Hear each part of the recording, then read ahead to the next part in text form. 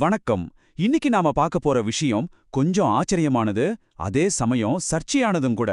தமிழ்நாட்டுல இருந்து வந்த ஒரு சின்ன கண்டுபிடிப்பு, அது அறிவியலோட அடிப்படை விதிகளையே கேள்வி கேக்குது. அதுதான் கண்ணம்மா மின்கலம். இது உண்மையிலேயே சாத்தியமா? வாங்க இதுக்குள்ள என்ன இருக்குன்னு விரிவாக அலசுவோம். முதல்ல இந்த ஒரு வரிய நல்லா கவனிங்க.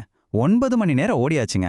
அதாவது நாம சாதாரணமா உபயோகிச்சுட்டு தூக்கி எறிகிற ஒரு சின்ன பேட்டரியில இருந்து ஒரு மோட்டார் தொடர்ந்து 9 மணி நேரம் ஓடி இருக்கு.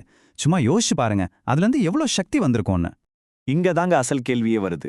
செத்து போன ஒரு பேட்டரியில இருந்து எப்படி கரண்ட் வரும்? அது மட்டும் இல்ல, அத கொஞ்ச நேரம் சும்மா வச்சா அதுவே தானா ரீசார்ஜ் ஆயிடும்னு சொல்றாங்க. என்னங்க இது? இதுக்கு பின்னாடி என்ன மர்மம் தான் இருக்கு? சரி, இவ்ளோ ஆச்சரியமா இருக்கே, இதை எப்படி செய்றாங்கன்னு ஒரு கேள்வி வரும் இல்லையா? வாங்க முதல்ல அந்த செய்முறையை பாத்திரலாம். இதை செய்யறதுக்கு பெரிய லேப், பெரிய டெக்னாலஜிலாம் தேவையே இல்லையா? ரொம்ப ரொம்ப சிம்பிள். நாம யூஸ் பண்ணி தூக்கி போடுற ஒரு பழைய பேட்டரி எடுத்துக்கணும், அதை பிரிக்கணும், அதோட வெளிப்பக்கத்துல ஒரு கிராஃபைட் கம்பியை வச்சு ஒரே ஒரு சொட்டு தண்ணி. அவ்வளவா, சர்க்யூட் ரெடி ஆயிடுச்சு. இப்பதான் விஷயத்தோட ஆழமே நமக்கு புரியுது. இந்த பேட்டரி ஒரு கான்ஸ்டன்ட் வோல்டேஜ் கொடுக்குதாம், அதுவும் சில சமயம் பல நாட்களுக்கு. ஆனா அதுல கூட பெரிய ஆச்சரியம் இல்ல. யூஸ் பண்ணிட்டு கொஞ்ச நேரம் சும்மா வச்சா அதுவே தன்னைத்தானே ரீசார்ஜ் பண்ணிக்குமா. என்னங்க இது? நம்ம ஸ்கூல்ல படிச்ச கெமிஸ்ட்ரிக்கு இது அப்படியே தலைகீழா இருக்கே. அப்போ நம்ம எல்லாருக்குமே ஒரு கேள்வி வரும் இல்லையா? இது எப்படிங்க சாத்தியம்? இதுக்கு பின்னாடி ஏதாவது புது அறிவியல் இருக்கா? இல்ல இது நாம படிச்ச இயற்பியல் விதிகளையே மீற ஒரு விஷயமா? இந்த மின்கலத்தை சரியா புரிஞ்சுக்கணும்னா அதுக்கு பின்னாடி இருக்கிற தத்துவத்தையும் நாம புரிஞ்சுக்கணும். ஏன்னா அவங்க பார்வையில இது வெறும் ஒரு பேட்டரி கிடையாது, இது ஒரு புதிய அறிவியல் தத்துவம். இந்த புது தத்துவம் எங்கிருந்து ஆரம்பிக்குது தெரியுமா? நம்ம ஸ்கூல்ல இருந்து படிச்ச ஒரு அடிப்படை விஷயத்திலிருந்து. அதாவது கரண்ட்னா எலக்ட்ரான்கள் ஓடுறதுன்னு நம்ம படிச்சிருக்கோம் இல்லையா? அதுவே தப்புன்னு சொல்றாங்க. இங்க பாருங்க, இந்த ரெண்டு கோட்பாடுகளுக்கும் எவ்வளோ பெரிய வித்தியாசம் இருக்குன்னு.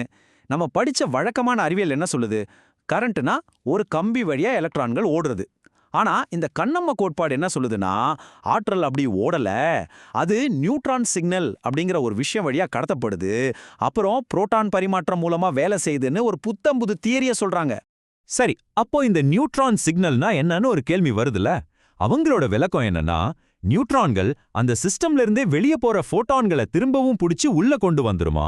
இதனால ஒரு சுய ஆற்றல் வளையம் உருவாகி பேட்டரிக்கு தொடர்ந்து சக்தி கிடைச்சிட்டே இருக்குமா.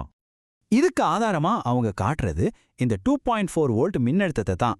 ஒரு சாதாரண பேட்டரியை நீங்க யூஸ் பண்ணா என்னாகும்? அதோட வோல்டேஜ் கொஞ்சம் கொஞ்சமா குறையும். ஆனா இங்க இந்த வோல்டேஜ் குறையாம நிலையா இருக்குதான். இதுவே இத வேற மாதிரி வேலை செய்யுதுன்றதுக்கு ஆதாரம்னு சொல்றாங்க. ஆனா இதோட கண்டுபிடிப்பாளர் வெங்கடேஷனை பொறுத்த வரைக்கும் இது வெறும் ஒரு பேட்டரி டெக்னாலஜி மட்டும் இல்ல, இந்த பிரபஞ்சம் எப்படி இயங்குதுங்கிற ஒரு பெரிய தத்துவத்தோட ஒரு சின்ன மாதிரி தான் இந்த பேட்டரின்னு அவர் ஆழமா நம்புனாரு. இங்க தாங்க கதை இயற்பியல்ல இருந்து உயிரியலுக்கு போகுது. இந்த ஆற்றல் தத்துவம் ஒரு மனுஷன் உணவே இல்லாம வாழ முடியும்னு சொல்ற ஒரு கலைக்கும் அடித்தளமா இருக்குது. இந்த தத்துவம் நம்மளோட ரொம்ப ரொம்ப அடிப்படையான நம்பிக்கைகளையே கேள்வி கேட்குது.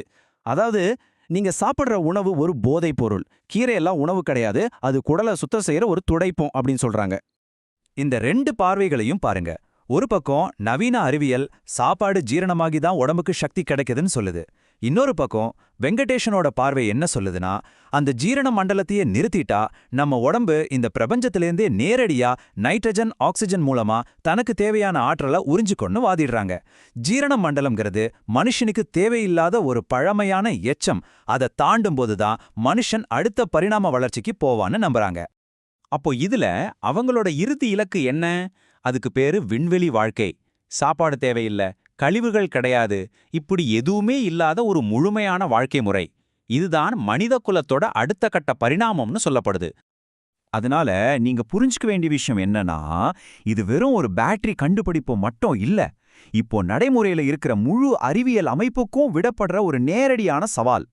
இந்த ஆராய்ச்சியோட நோக்கங்கள் வெறும் பேட்டரி செய்யறதோட நிக்கல.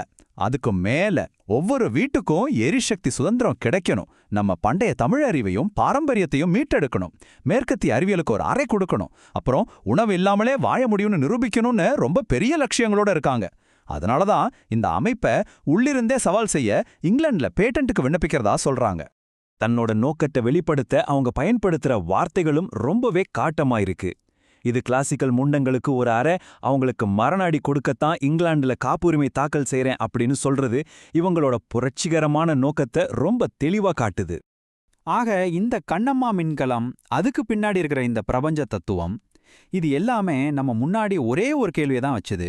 அறிவியலோட எல்லா விதிகளையும் நம்ம உண்மையிலே முழுசா புரிஞ்சுக்கிட்டோமா, இல்ல இன்னும் நாம கண்டுபிடிக்காத நமக்கு தெரியாத மர்மங்கள் இந்த பிரபஞ்சத்துல நிறைய இருக்கா?